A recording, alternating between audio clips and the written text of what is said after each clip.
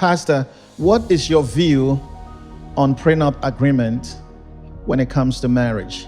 From a biblical point of view, which is the truth, you and I know that marriage was created and ordained by God.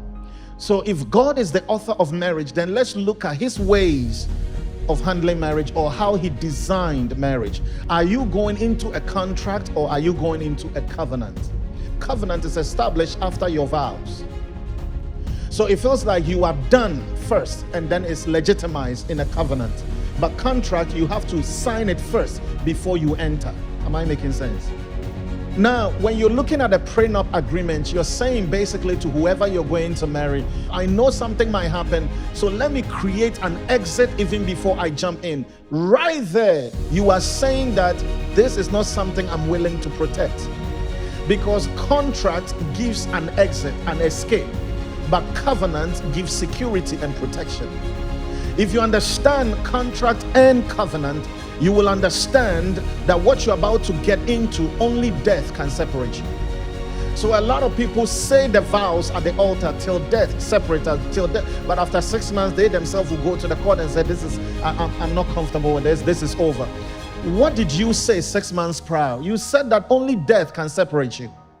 That means even though you were in the presence of God declaring your vows before God, you were actually contracting with your partner and not covenanting with the partner.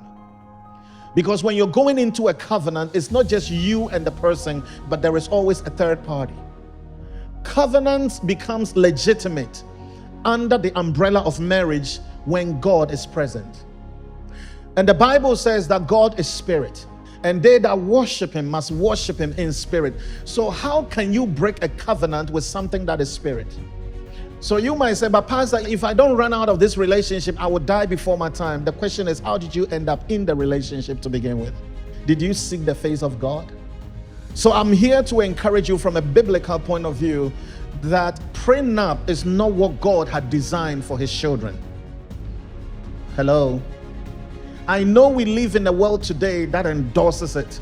I know we live in a world today that approves it. That's why I said at the beginning that we are in this world, but we are not from this world. And if you stand for the truth, the world will hate you.